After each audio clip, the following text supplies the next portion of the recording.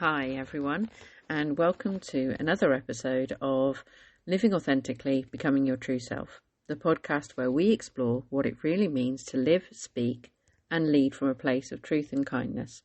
As ever, I'm your host, Sue Whitaker. I am a life transitions and identity coach, and I guide individuals through significant life changes, helping them to rediscover their true selves and embrace new beginnings with confidence and clarity. So today, in this episode, I actually want to talk about another important aspect of our identity, which is known as our narrative identity. So what do I mean by that? Well, it's the stories that you tell yourself that helps you to make sense of the world around you. So what I'm going to do is I'm going to take this episode to go through a little bit more detail what a narrative identity is and how it has an impact on us both in the past, present and future, but also how it actually appears at different stages of our lives. So let's dive in. So narrative identity is the internalized and evolving story of the self that a person constructs. It has three key areas, which basically is reconstructed past, how you interpret previous experiences, perceived present, your current self-understanding of what's going on around you, and your imagined future, your goals and aspirations.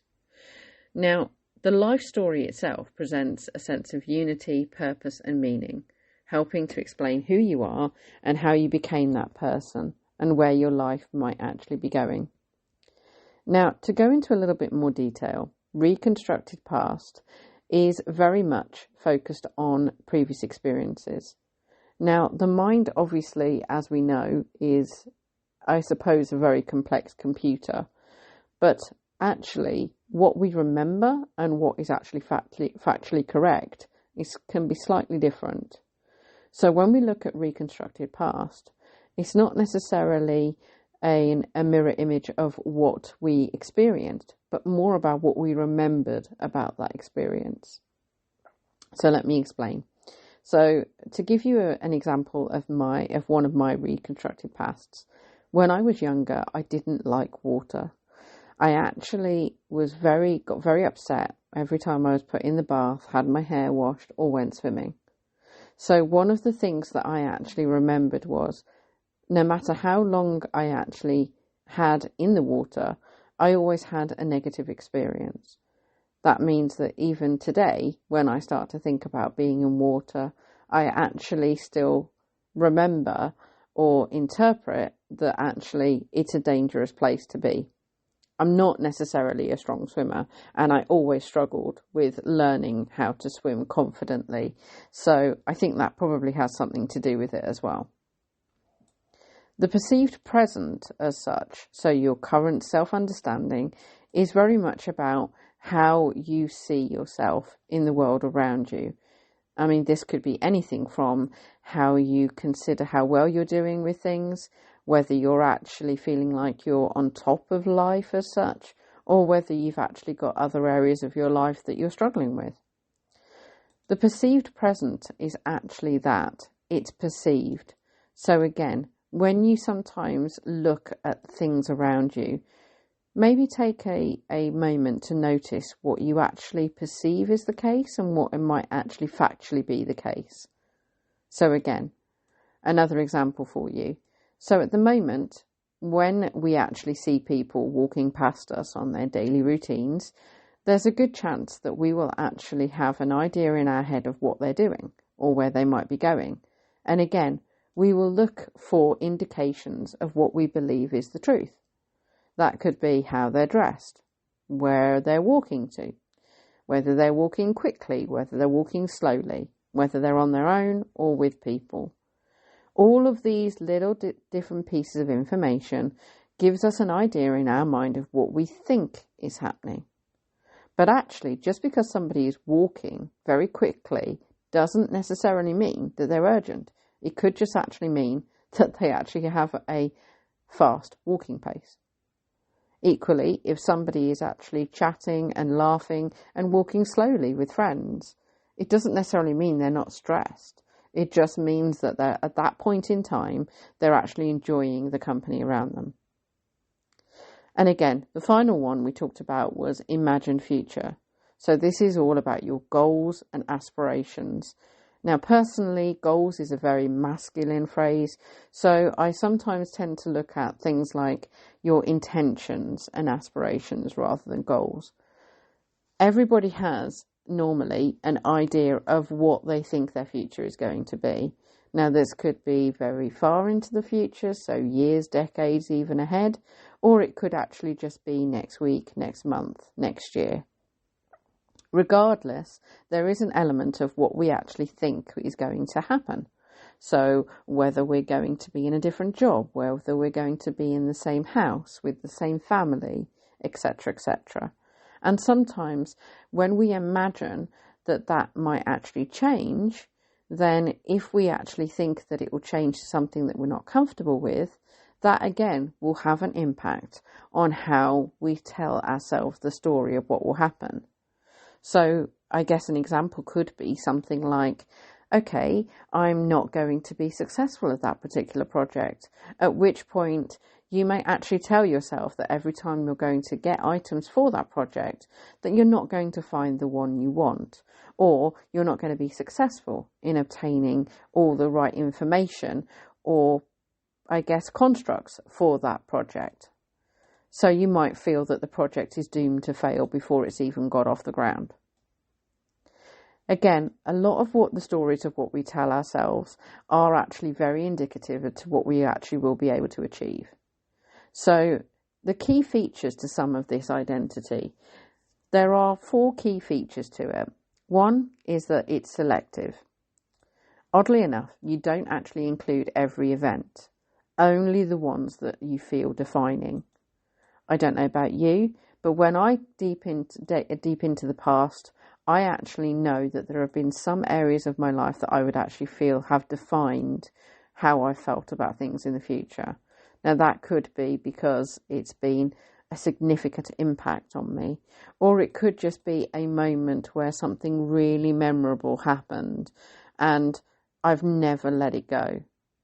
So I guess in order to give you another example, one of the things that I actually did when I was growing up was I always used to love animals. I actually had quite a lot of animals because I was an only child. So I did a little bit of the mummy, mummy, can I have? Or daddy, daddy, can I have? So I think at one point I ended up with goldfish, cats, rabbits, and birds. So anything that I could basically put at home, or anything that my parents could effectively get their hands on because they were cute. So one day, what I remembered was my bunny rabbit that actually lived outside was actually eaten by foxes. Now, obviously, I was a young child, so I wasn't really told that. What I was told was that my rabbit had run away. Obviously, I wasn't allowed to look in the hutch, and I was encouraged not to get any more rabbits. But what it meant was that the construction of when I think about that particular animal is that I actually have quite happy memories, because I think that I put in my head that she was actually just going to go somewhere and play with other bunnies that she liked, which was probably in some areas true. Whereas if I'd have actually seen what was left of her, or maybe the blood in the hutch that I was told about later when I was older, then it might have a different view. Another key feature of narrative identity is that it's structured like a story. So it has characters, it has settings, it has turning points, and it has themes. So much like when we actually watch a show, on TV or a film, there are people there with motivations, there are different settings, and sometimes it doesn't necessarily mean that it's accurate. Sometimes we blend stories or memories and put them actually into one key story. So another aspect, or another feature as such, is that it's dynamic. Your narrative identity changes how you reinterpret experiences and therefore anticipate the future.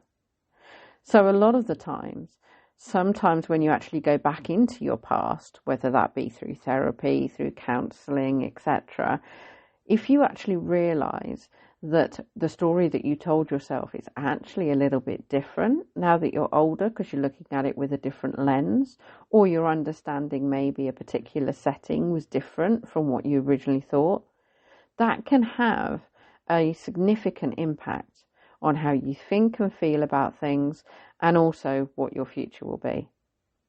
So again, I'll give you another example from my side, and I'm going to stick with the animal theme. So when I was younger, I really enjoyed horses. And if anybody's actually known me for any length of time, they'll know that I was actually horse mad when I was younger. I never ever thought that I would actually be owning horses when I was older in my life. And one of the things that I really liked about horses was the fact that they could carry you. Now, let's move on from the fact that whoever domesticated horses, we actually tried to domesticate them by, as a good friend has told me, putting something sensitive in their mouth. That is one of the most sensitive areas, and also sitting on their backs, which is actually one of their weaker areas. But anyway, let's move on from that. So the key thing is about my experience with horses was that I always felt that they were almost fantasy, that they were out of my reach, and that I wouldn't necessarily get to interact with them on a regular basis, let alone actually call one of them my own. So when I was actually 40 years old, I actually ended up meeting with somebody who owned horses, and actually my dream as such came true. I actually ended up interacting with horses, getting to understand what they were like, and also I ended up owning, and I've owned horses ever since, which has literally been for me a dream come true. But one of the things that we did when we actually went to buy one of our first horses was we actually went and visited her in the stables. Now, my husband came with me at that time, and one of the things that he did was he said that he believed that horses were quite smelly. I actually disputed this because I very much knew from my experience that when they're in the field, yes, of course they smell because they're outdoors, but they don't necessarily smell of poo. Stables, however, because they've been using them, smell of poo. Clean stables don't, but obviously we have to clean them up. So again, his experience or his understanding of it was that the horse would actually smell. When we actually met with the horse and interacted with them, he actually suddenly realised that his opinion was that yes, the stable definitely smelled, but the horse didn't. So again, another example of how it can actually reinterpret your experience. And I'm pleased to say that it wasn't just for that reason, but my husband is truly a horse lover and loves both of the horses that we have today. So the final feature that I wanted to talk about was it draws on cultural scripts and personal meaning. So one of the things that we talk about as identity is obviously where we've come from, our culture. I haven't actually done a particular episode on this because I think it's very broad, but if you're actually very believing in a spiritual identity or a spiritual deity, then the key thing could be is that if you believe that you have broken a law of theirs or a rule or done something that they would disagree with, you might actually think that you may be expected to have something bad happen to you because of that. So that's just, again, a really simple example of how having cultural scripts or cultural identity, etc., put on us from a young age can actually have an impact on the here and now.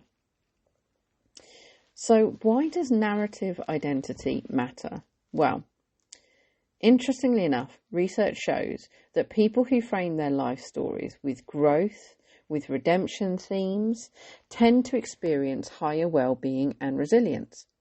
So conversely, narratives dominated by loss or contamination, i.e. where events turn bad, can correlate to poorer mental health. There are actually a few examples in this, and I just want to bring it a little bit more into real world by giving them to you. So again, Let's have a look at career changes. So someone might actually have a narrative that leaving their corporate job was a courageous step towards actually doing something that they really truly believed in and that mattered. And that in itself reinforces an image of resilience. Subsequently, someone might actually narrate themselves and say that leaving the corporate job is actually a failure of theirs because for whatever reason they've decided to give it up. And again, then there's a self-image of the fact that they're not good enough. Again, if we look at overcoming adversity, reframing challenges like health challenges, for example, as a turning point for personal growth can create a redemption sequence. However, if actually what you feel is the health challenge is as a consequence of you doing something wrong, then it will actually be quite the opposite. Life transitions coaching, which is one of the things that I love to get people involved in, is looking at things of tools like future self-visualization and story reframing. And that in itself can help clients actively reshape their narrative identity. And again, as I literally just said, if you can reframe and reshape that identity into something positive, it can have a really good impact on your well-being. So let's have a quick look at some of the areas in our lives of where the narrative identity starts. So it actually starts very much in our childhood, the foundations of storytelling as such. What happens in our childhood is that we actually start to have an emergence of an autobiographical memory. Autobiographical, shall I say? I'll say that one more time. And at around preschool age, children begin to form coherent memories of personal experiences. So that could actually be in line with the fact that we go to school. Although it's actually preschool age, people might ask us, what did you do today? How did you do it? And what events did you do? Where did you go with mum and dad? And then people actually have a habit of telling the stories. And that's where the child suddenly starts to learn that stories is something that they can use to tell about their personal experiences. One of the other things that they do as well is children actually get read to by their parents, or at least some do. And again, being told stories is normally related with a positive side. And the other part I would say is that although it sometimes the stories could be scary, the fact they have a positive association to it, again, makes children want to make sure that they tell stories. The other aspect of this is also about the role of caregivers. So again, conversations where parents ask about open-ended questions and include emotions on them help the children build richer, more organised stories about themselves. The other part of it is also about social interaction. Talking to attentive listeners fosters accurate and detailed narratives, laying the groundwork for identity construction. So it really does start at the very, very beginning of the childhood. One of the things I was going to say about my childhood was that I remember a story when I was actually in nursery. It was Peter and the Wolf. And for some reason, my only real memory of it was that the characters were conveyed by musical instruments. So birds, wind instruments, etc., etc. Now, I don't exactly even remember what the full story is. And I don't think I've actually looked it up. So I might do that. But anyway, one of the things that we talked about was the fact that it was done at nursery and it was a story that had a lot of serious meanings. The fact that it was the music meant that it actually hit me at a very, very personal level. Unfortunately, what it actually led to was it meant that I actually ended up having some night terrors as a child. And for some reason, it involved a wolf. Now, I'm not necessarily going to pull that apart completely. I mean, I do have some ideas of why it might have been a wolf. But for some reason, I associated it with that story, which meant that even now, in my 46th year, as soon as I actually start talking about Peter and the Wolf, I actually feel like I've got a little bit of a shudder down my spine. But anyway, the key thing I would say is that particular story clearly has actually led to me having very different views and feelings about it, and also about things involved, like musical instruments and the animals involved. So let's move on to adolescence. This is where we talk about building the life story. And the three things that we end up with at this point is identity actually takes more of the centre point. It becomes a central task. The identity formation is at the heart of adolescence. Teens start integrating past experiences with present self-concepts and imagined futures. So again, they will suddenly understand that they actually like something because of a past experience, or that they don't like something of a past experience.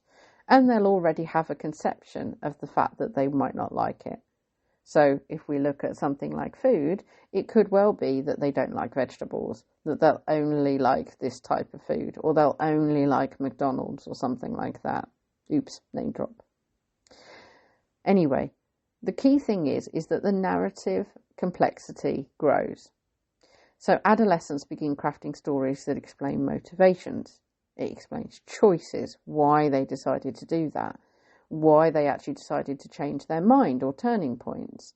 And often it's influenced by the cultural scripts and peer relationships.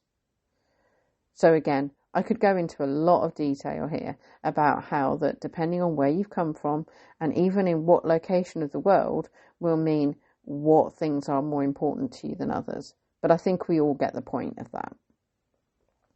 The other aspect of it is that we actually start to explore risk and exploration at this stage.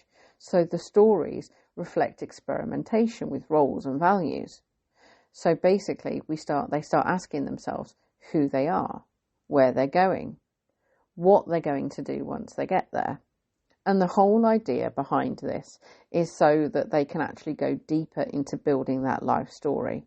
Bearing in mind, when you're already adolescents, you've already had a whole wealth of experiences with people, with items, all throughout the world. So the chances is that your perception of what you've experienced is already going to be changing, because you're already going to look on those experiences with a slightly different lens. So the final bit here is when we move into adulthood. That's the refinement of the story, of the identity. So life story suddenly starts to become a personality core. In emerging adulthood, narratives become more coherent, more thematic, and they start to integrate moral, relational, and vocational domains. So this is all about right from wrong. It's all about wanting to understand who they are and actually what they want to do. So what they want their life story to be. I don't know about you, but when I actually think about life story, I think about I have no idea how I'm actually going to explain it without explaining everything that's already gone before me. But one of the key things that I talk about when I talk about my own story is I talk about how I felt my childhood went, what my adolescence was like, and obviously now what I've achieved in adulthood. The other part of this refinement is a focus on purpose and unity. Adults revise their stories to emphasize agency, continuity, and often they also consider about major transitions as well, such as career, family, grief, etc. Now, this is a real interesting one for me because, again, when I actually think about major transitions, what I actually focus on a lot in my life is that I had grief quite early on. And when I say grief early on, it wasn't unexpected grief, but I lost my first grandparent at age 11. And he was a grandparent I was very close to. So my memory of it is that I actually took it pretty badly. Now, I do remember that he wanted to be buried. And I also remember that I wanted to wear the dress that he bought me, which was more of a party dress rather than a funeral dress. But I still think they let me actually wear it. But again, when I talk about grief or when I think about grief, my mind goes back to how I was when I was 11 years old, that I was angry because he left, that I was sad that he left and that I couldn't see him again, but also that I was actually showing my own character by being a little bit forceful by saying I wanted to wear that dress. And then the other part of the adulthood refinement is the cultural and social influences. So life stories drawn are shared on cultural narratives, shaping how individuals interpret success, adversity, and legacy. Now, I can go on and on about societal expectations, but one of the things that we talk about a lot, or at least I talk about with people, is the fact that we are expected to have a career, get married, and have children. Now, I personally don't have children, and I would actually call myself a voluntary childless couple, or at least me and my husband. We've actively made the decision not to have children. And at the time when we got married, all that I could hear were people saying to me, when are you going to have kids? Or, how's married life? When are you going to get the little pitter-patter of tiny feet? I actually got quite annoyed by people when they were telling me these things. But the main thing that I would do is I would actually look at what it meant that I didn't have children. Some people actually were really unhappy with it. But I don't know whether they were unhappy because I was courageous enough to make that choice, or whether they were just felt sorry for me because I wouldn't have anybody in my older age to look after me. That goes into a completely other perception as well, that children are actually supposed to look after their parents when they're older. Now, I've got some very strong opinions about those, and I'm not necessarily going to go into it here, but feel free to talk to me if you want to understand more about it. I guess the key thing is for me is that narrative and what we tell ourselves and the story that we tell ourselves is actually quite important. It's not necessarily based purely on fact. It's based on how we remember our memories. Now, as I've grown older and collected more and more memories, I'll be honest, I think that some of the memories back in my youth have definitely been merged together. And again, I can only really remember the ones that actually feel defining.